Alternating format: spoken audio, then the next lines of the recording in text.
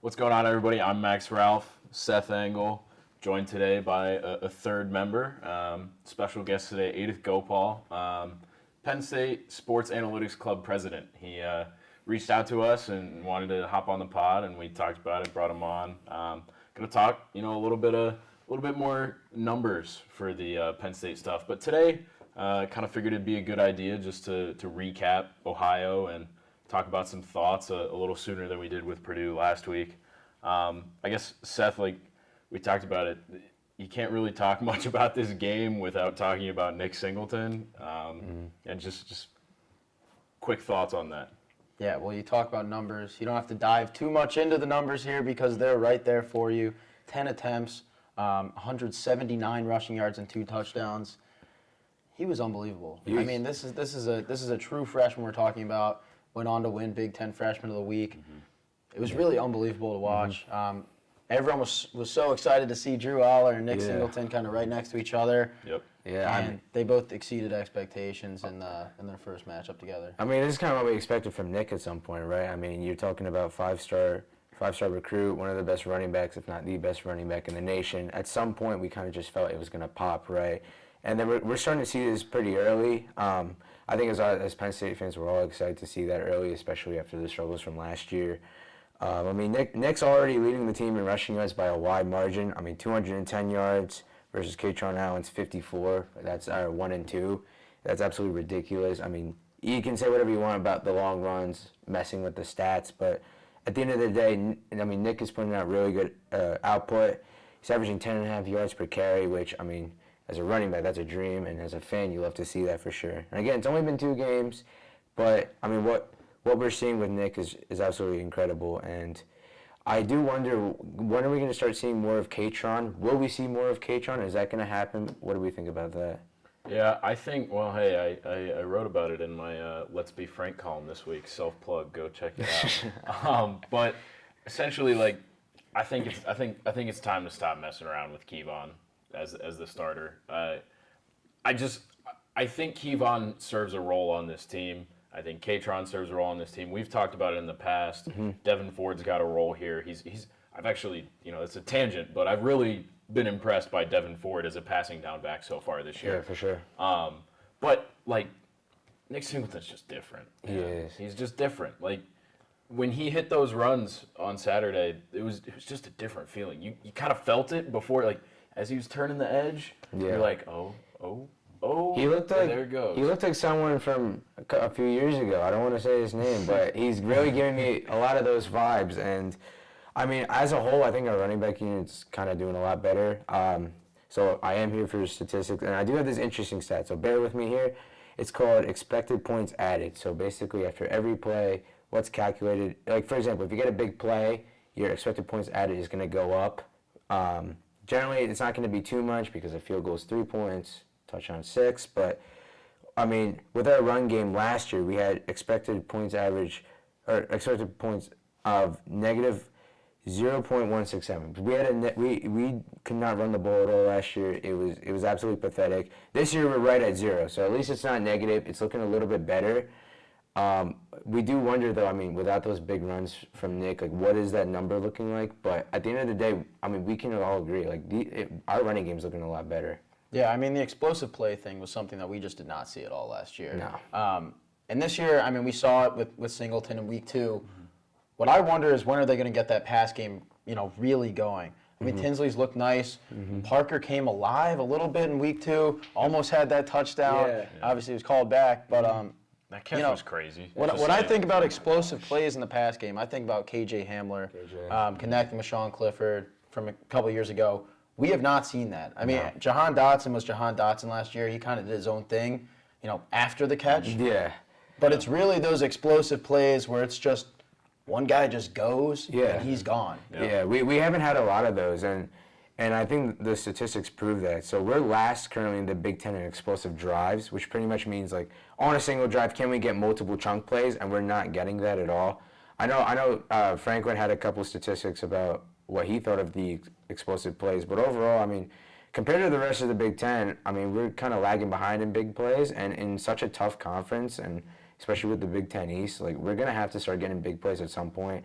I don't know who it'll be. It might have to come through the ground with Nick Singleton, but I would like to see Tinsley get a little bit more on the ball. Yeah, I think this might be a hot take, but I actually think when it comes to explosive plays in the passing game, your best guy is gonna be Keandre Lambert-Smith. I think he's got the most pure, like, breakaway speed. He's got the skills with the ball. Parker's great with the ball. I mean, sure. He's done a good job on the punt return team ever since the Outback Bowl. But I do think the most pure speed in that wide receiver room is Keandre, and maybe Omari Evans too. We haven't talked about Omari. There's been some buzz around him for speed, but For sure. you know, Keandre struggled with those drops in week 1, and then he came back and had a nice touchdown in the second half. And this week he was kind of non-existent. He only had 2 catches, 26 yards.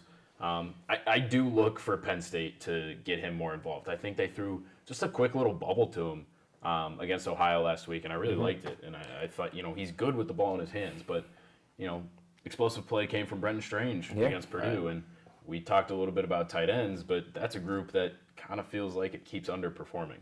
Well, the reason why I think it's underperforming, too, is because they don't have Theo Johnson. No. My guess is the majority of your tight end pass plays going into the season were evolved around Theo Johnson because he is the only true receiver, at least deep ball receiver in that room. Right. So without him, it kind of takes away a lot of what you're able to do. Brenton Strange, as you mentioned in week 1, had that explosive play.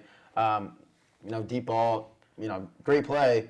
But I don't know if that play was necessarily designed for him. I think that's more of a Theo Johnson. Who knows? They still got it done. But I think I don't know like how long Theo Johnson's going to be out. We don't know necessarily what's going on with that at all.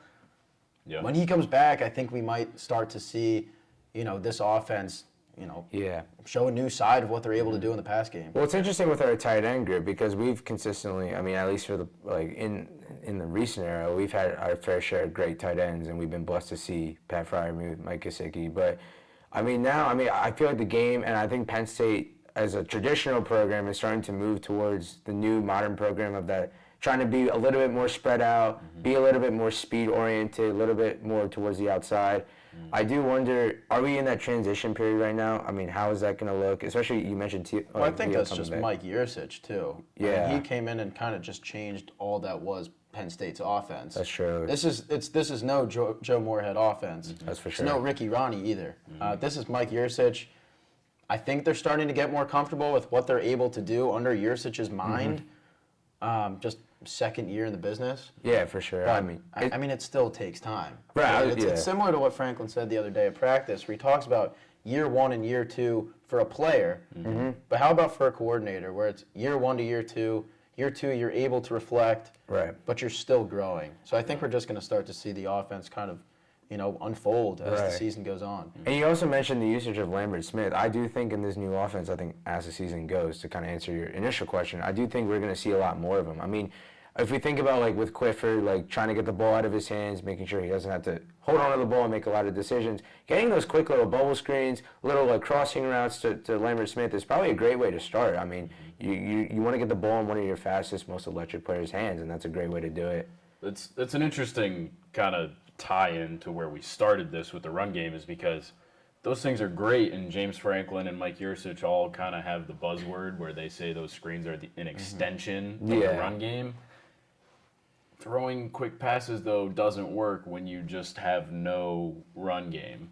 And, Nick Singleton had those big runs this past week, and that's the kind of stuff that Penn State needs to be able to open up the offense. I really think, people can complain about Yurcich's play calling, whatever. I thought he called a good game both of these past 2 weeks, especially that last drive against Purdue. For sure. But the thing is, he can't do what he wants to if Penn State just doesn't produce on the ground. And so I think when you have a threat like Singleton in the backfield, which Penn State has not had, all due respect to Kevon Lee, he's a bruiser. If he had a hole to run through, he could probably hit it. But Nick Singleton is he's not Saquon Barkley, who knows? But it's that kind of running back where the defense is always in danger, even if there's not a hole. For sure. Coming out of high school, his pro comp was Nick Chubb, and I think when we watch him, we do see a lot of Nick Chubb in him in terms of his physical stature, the way he runs, and I think when he has the ball, when he gets a ball, like he could take it home every time. Like you have that slight hope that he could take it home every time, and that's not something we've had since probably Saquon, to be honest. So having that in the backfield is such a refresher, and I would like to see more of Nick Singleton. I mean, only 20 attempts through 2 games. Are we going to see more than 10 carries a game? I think we have to see more than 10 a game. I was going to say, I think if it doesn't happen, something's wrong. The fact that he only had 10 attempts Right. last week is kind of insane. I think part of that is because once the game was out of hand. Yeah, it was. Right, a but little bit out of I'm hand, saying, right. given the fact that he had 179 rushing yards, Oh, the for fact sure, that he yeah. only had 10 attempts, I think, is unbelievable. 17 yards a carry, pretty much. I mean, that's absolutely absurd. Yeah, so, and I was looking back at his film a little bit, Mm-hmm. and that 70-yard rush he had, I think, was just unbelievable to watch. Mm-hmm. The O-line was there. It was probably one of their best plays of the game. Oh, for sure. But he runs to that right side, and there is a chance that he does get caught. Yeah. The only thing is, he outran the whole defense. Oh, for sure. So that's what you're talking about right there, where it doesn't matter necessarily what hole he has.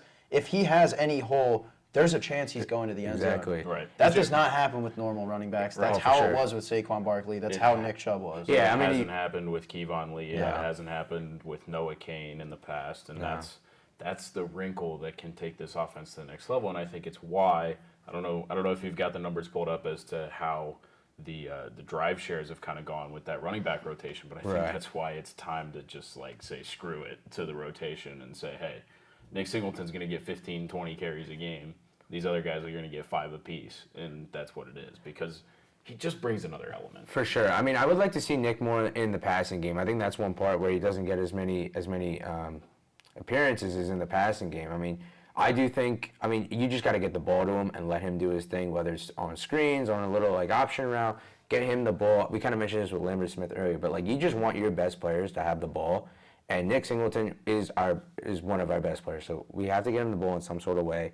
More than 10 carries, get him a lot more touches. And with college, the interesting thing is I do think you can build your offense around a star running back. I mean, especially in the Big Ten, right? Like we've seen Jonathan Taylor and Melvin Gordon with Wisconsin over the years. I mean, we could legitimately build. I mean, we talk about Drew Aller all the time, but we could legitimately build our offense around Nick Singleton.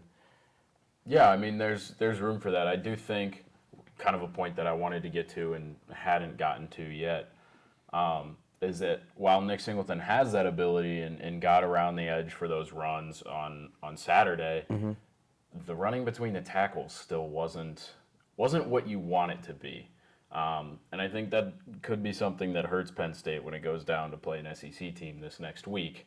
You still got to be able to run the ball when everybody knows you're going to run the ball. It's one thing to go and break off a 70-yard run for a touchdown when you're just faster than everybody else, but it's another thing to line up and have your big guys just win you a down. And Yeah. Penn State also hasn't had that, and I still don't even think they had it against Ohio, which is probably why we're seeing that 0.00 expected points added number still, Right. even after those Right. big plays. Yeah, even after the big plays, even that 0.006. I mean, even though it's a lot better than what we had last year, it's still 59th in the nation. And honestly, we haven't seen enough of Katron Allen, but what we saw with IMG and what he was doing in high school, like he can honestly be pretty good as well. It's just that Nick has taken the opportunity early to really show his talents. But Katron had a couple of nice, he's shown some burst. Him and Nick both have the ability to bust through the line of Right. scrimmage better than what we've seen from Kevon in the past few years. And Katron had a really nice screen late in that Ohio game, 22-yard pass. It set up a score. And, you talk about the passing game. Katron could fit in there. It's been Devin Ford. That's something that Kevon hasn't had. I mean, I know he caught the touchdown, but over the past 2 years, he hasn't been a passing game threat. Katron could be part of that as well. Yeah, and we've been talking about their projected roles for a long time. We've always viewed Nick Singleton as that kind that of one. 3-down back that you have in the middle of the field. And Katron Allen, we have always said, his ideal role is probably in the red zone. It's probably at the goal line. For sure. That's a tough guy right there, and we've seen it too. Like that man is not easy to bring down. for sure. So if you're at the 1-yard line, that is the guy you want with the ball in his Of hands. course, Yeah. now Penn State's had the ball on the 1-yard line in both of the first 2 games. Yeah. Given it. I've tweeted it both times. Like, come on, they call the kid Fat Man. Yeah. Like, Yeah. like his nickname is Fat Man.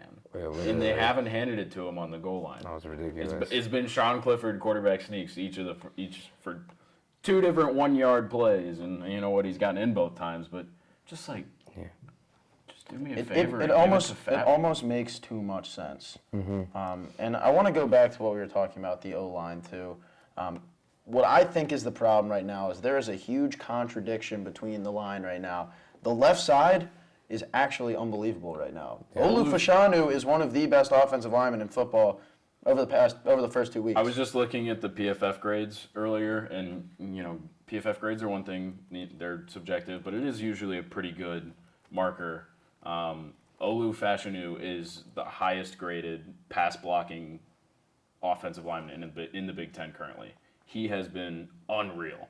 Yeah. And Landon Tangwall is still developing into. Landon was pretty nice. He's honestly solid. The sets where they have Landon Tangwall in are 100 times better than the sets that Hunter Norzad was in. I know he was dealing with an injury. He got a little banged up at one part of the game there. There's an update on him. Well, he came back in, so I'm guessing he's okay. But I was not too impressed by Hunter Norzad. Maybe it's still that that kind of jump from the Ivy League to the Big Ten. But then again, you're playing Ohio. Yeah, I mean, I was not too impressed by Hunter Norzad. School, right? We can only take so much from that. Exactly, and can Singleton break away from Auburn defenders? Might be a little bit of a different story, and I think that's why, I think he did enough to say that he needs to be the guy moving forward. But I'm still not ready to say, oh wow, well this Penn State running game is back, because it's not. It's just not. Well, it can't be with that right side. No. I mean, Caden Wallace is one thing. Sal Wormley didn't have himself a game. No. Wasn't impressed by Bryce Hefner. Sal Wormley did struggle. Yeah. Yeah, I mean, literally, that whole right side, the whole game, if you saw any problems with the O-line, it was all on the right side. Yeah. I mean, they allowed 5 sacks to Ohio. I mean, the one Singleton run to the right kind of really doesn't put a bright picture on how bad the right side was. I mean, we talk about that one big run, and that's what people remember on the right side, but when you bring that up, and you are correct in saying that, I mean, we have to step back and really take a look at this offensive line. And we talked about struggling running in between the tackles. I mean, our power success rate for our offensive line is only at 52% of a win rate. I mean, that's not really that good when you see Pitt's at 70%, Oregon's at 80%. So we got to get some of those numbers up. I don't know if it's a matter of recruiting or coaching or what it is. That's probably something that we have to consider a project heading into the rest of the season and into next year. Well, they're changing their philosophy, right? Changing the philosophy. I mean, that's been the question for a long time now. Right. And I think this is we talked about it in our preview podcast. This season is like you go 8-4, it's successful. You just want to see improvement from last year, and you want to see guys like Nick Singleton prove that they can do it. Now, man, does Penn State want Javen Williams and Alex Birchmeier on campus? It's a great question. It feels like that's the missing piece right now. That's the biggest thing. Yeah. But you got to be encouraged by what Singleton did. For sure. And then talking about another freshman in Drew Aller, that's been the talk of the town pretty much, is him coming in and doing extremely well, again, against Ohio. But even when we saw that drive against Purdue, I mean, he still looked really good, had that one bad throw, but otherwise looked solid. I still don't think he's ready to take the reins yet. That's been something that's been called upon. But I know you guys are probably on the same wavelength as I am. He's 18. He's a true freshman. Give him some time. I'm not saying he's ready to take the reins. I think the big thing about the Ohio game is the fact that it at least brings up the question of, well, what will it take for an actual competition mid-season? Sean Clifford has played well through 2 games. For sure. Drew Aller. He's going to say, what about the pick six? I was just going to bring that up. Guess what? He pass. led a game-winning drive right after that. I'm past that pick six when he comes back in under 2 minutes and is able to drive the field like he It's did. the same thing with the Iowa game last year. He threw 2 picks in the first quarter, and yet Penn State still had a 15-point lead or whatever. But all I'm saying is that Drew Aller is bringing up that question of, okay, at what point is there an actual competition? At what point do they start maybe splitting snaps like Michigan did to start the year? Yeah, I don't like that. I mean, it's back to the John Madden phrase, right? If you have 2 quarterbacks, you have none. I like the idea of sticking with one guy as long as it goes. And then if Clifford starts to struggle down the stretch, we might have to have a conversation. But until then, I mean, 2 games in, Clifford looks really good. I'm not willing to have that discussion quite yet. Yeah, I'm with you. I think it's a tough situation because, you've got a 5-star quarterback who is ready a lot sooner than you probably thought he was going to Right, be. for sure. Which that's when it becomes hard to make that decision because, Dave Jones asked about it on Saturday. You've got loyalty to this guy, Sean Clifford, who's Right. been here and done so many good things, blah, blah, blah. Done a lot of bad too, but, whatever. You got loyalty to him. He's back for his 6th year.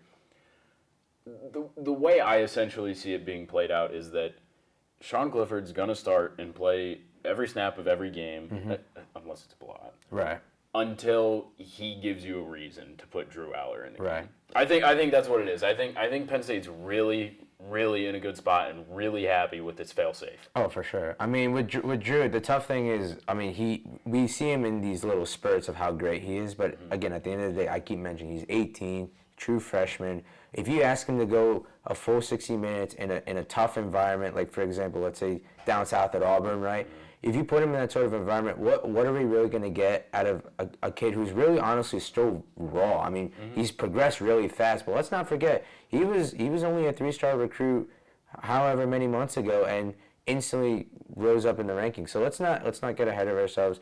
I do really like Drew. I do think he's an incredible talent, and we are all fascinated by his physical attributes, like 6'4", 6'5", 230, 40 pounds. Like he's honestly.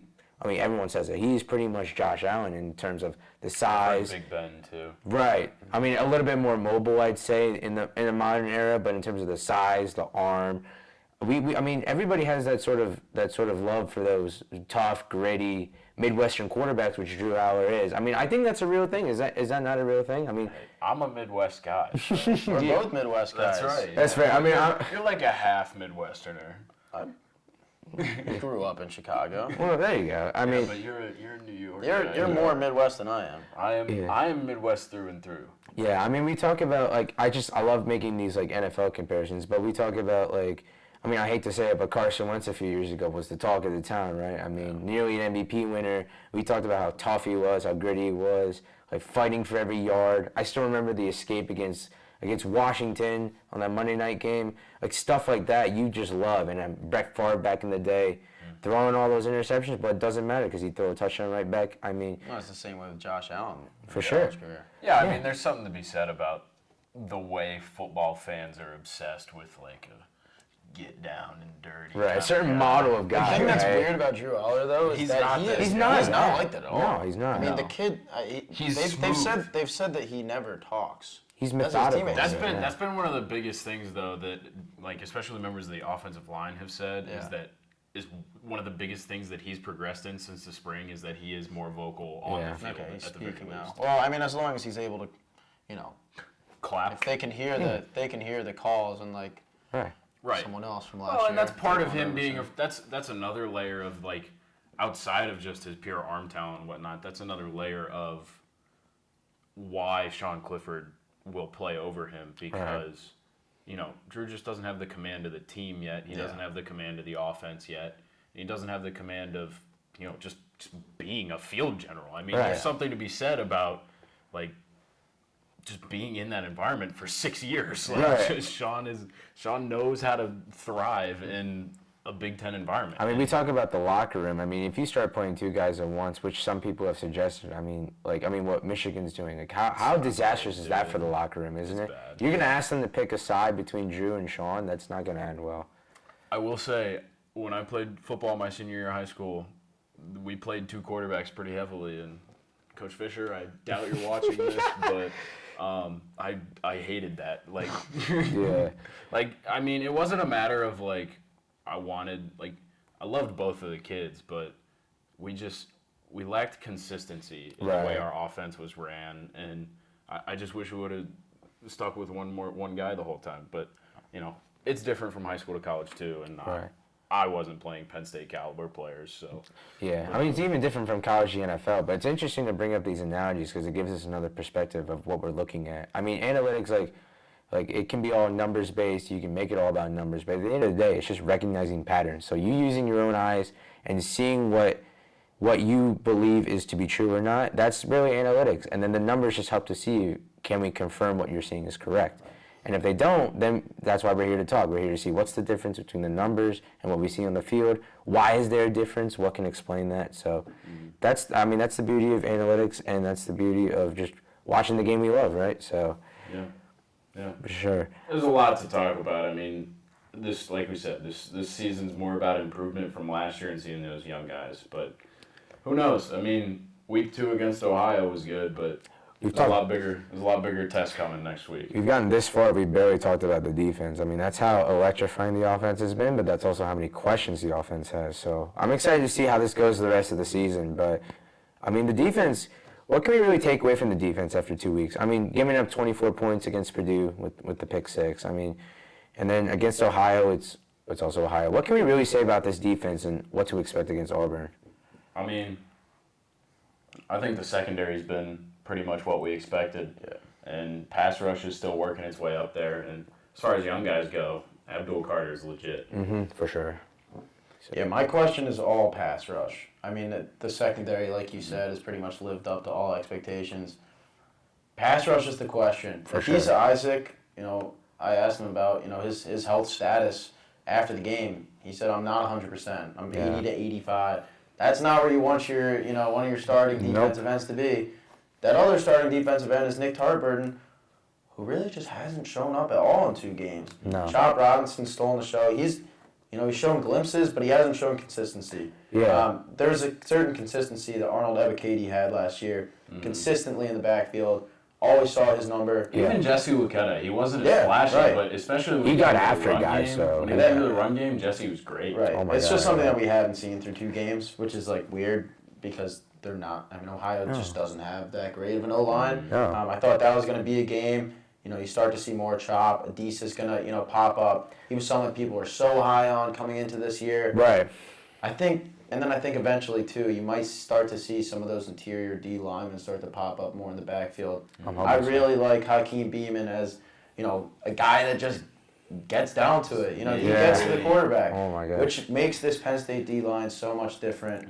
It hasn't happened yet, but I think as you, kind of continue to move along this season, we'll start to see more. I mean, we talk about sacks. I mean, Penn State's only had 3 sacks in these 2 games, and 2 of those sacks have been by Johnny Dixon, who's a corner. So let's one of them was Sutherland. Give some props to Manny Diaz for the play calls on those. Yeah. Oh, for sure. I mean, but at the end of the day, I mean, we would like to see more out of our D line, and I mean, in my honest opinion, we can talk about sacks, but I think as long as we're getting to the quarterback, we don't even necessarily have to get the final product, but as long as we get to the quarterback, force a bad throw, force some sort of damage, that's all we need to do. And the sacks will come as we get more pressure. It's just a matter of, can we cause that pressure? Can we somewhat get to the quarterback? That's the issue. Yeah, it's something to monitor.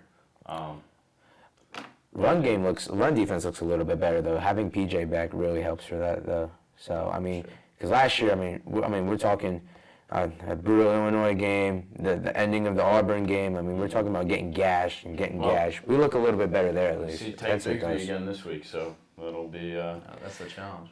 That'll be the time to shine for the Penn State run defense, which is influenced by that linebacker room. But yeah, right.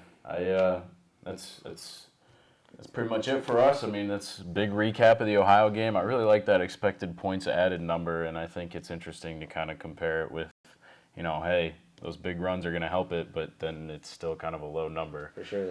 But yeah, Adith, appreciate you coming on and bringing some of that stuff to our attention. But for sure. Appreciate you watching. Keep following along with us online at collegian.psu.edu and on Twitter at PSU Footblog and 1-0 Pod.